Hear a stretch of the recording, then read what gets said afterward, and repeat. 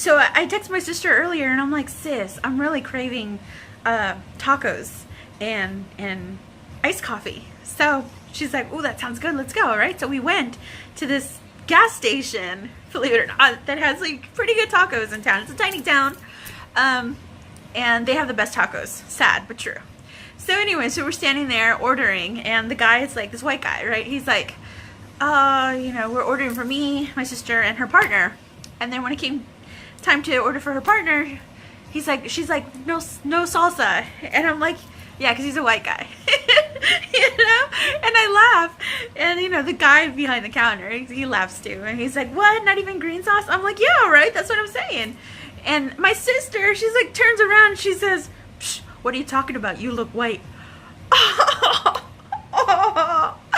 dare you diss me in front of this guy too? We're just having a good time, sis. Damn, that's harsh. So my sister says to me later on, we're waiting for our order, right? She's like, you can't say that stuff. You look white.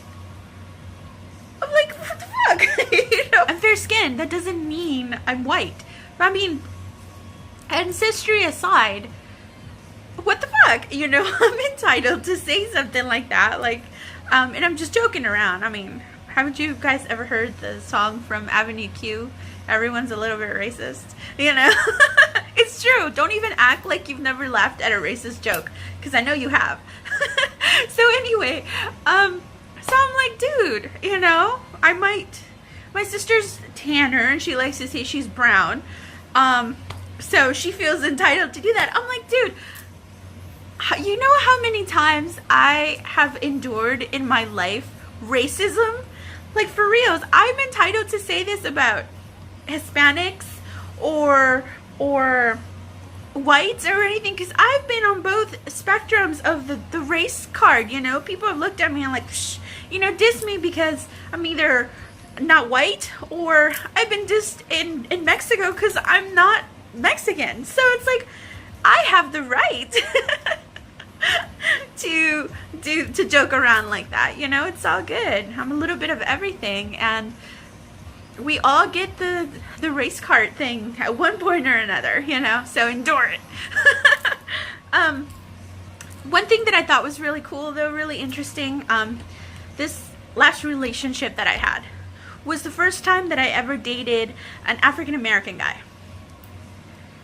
And he didn't like me calling him African American, or just that term in general. He wanted me to call him black, just say just black.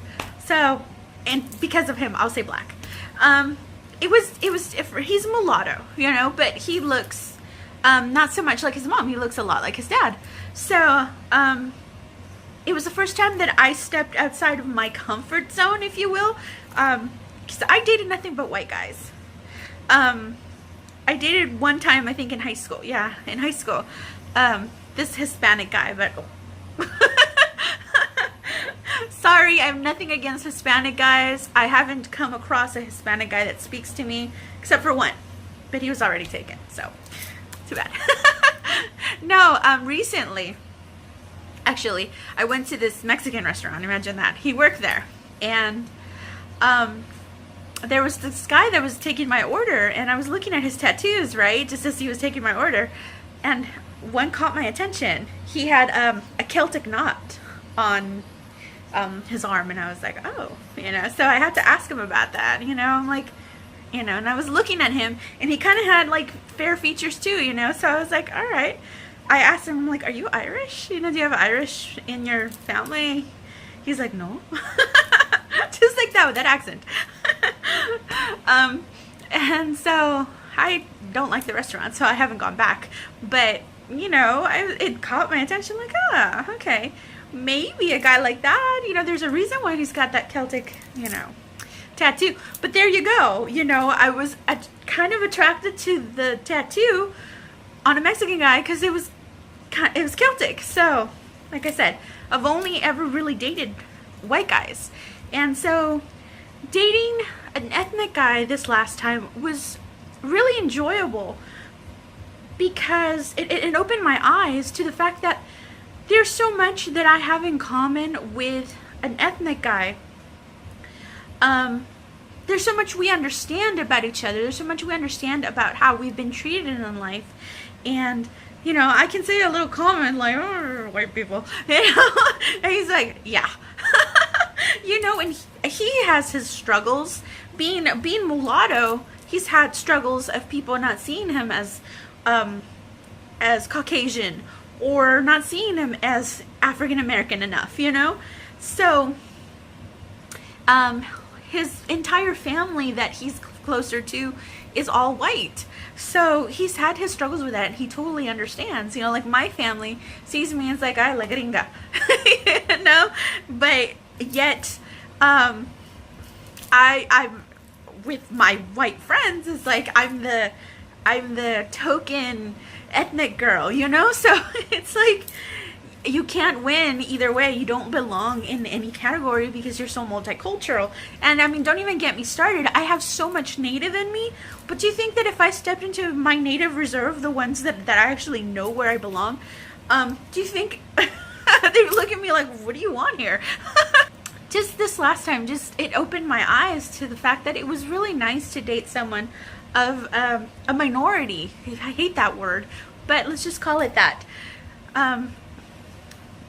Because there was a mutual understanding that I didn't get with other dating white guys. You know, I would say something like only another minority would understand, and a white guy would be like, no, it isn't, and then tell me why it isn't. And it's like, what do you know about life as a minority, you white male?